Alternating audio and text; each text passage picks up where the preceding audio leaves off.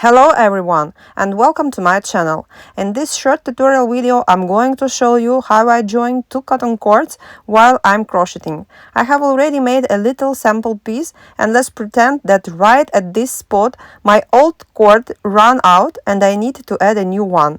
I will show you how to do that now. I start to make the next single crochet stitch using the old cord. But I don't finish it. I put aside the old cord that is ending. In my video it's not actually ending, but let's pretend it is.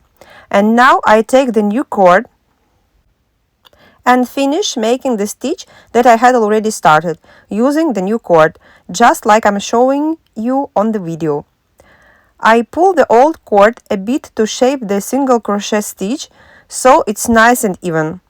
Now, as you can see, I have two cords in my work. The old one, which we are pretending has run out, and the new one that I just added to keep on crocheting. Before I continue crocheting, I place the old cord along the work, like I showed you in the video, and I keep on crocheting using the new cord, weaving the old tail in between the new stitches. I continue crocheting with the new cord until the end of this row.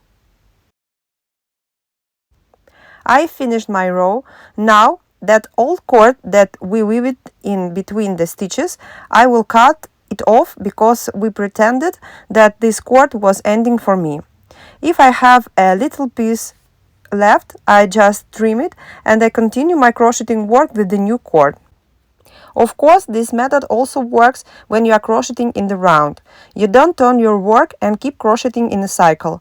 Now, when I get to the join spot, I do the same thing as with the previous tail.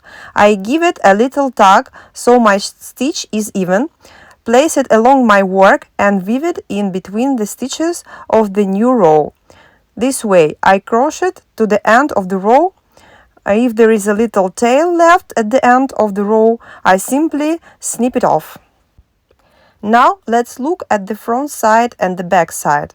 As you can see, the front side looks very neat. The join spot is not noticeable. Now let's flip it over and look at the back side. The back side. Here, the join spot is a little bit noticeable, but since this is the back side, it's not a big deal, especially for a bag. You can hide it with a lining. As I said, this method is good for crocheting in the round. With that, the front side will also look neat and the join spot will be invisible. Thank you for your attention and for watching this video. Please give this video a like if you liked it and subscribe to the channel. This really helps the channel grow. Thanks and see you next time. Bye bye bye.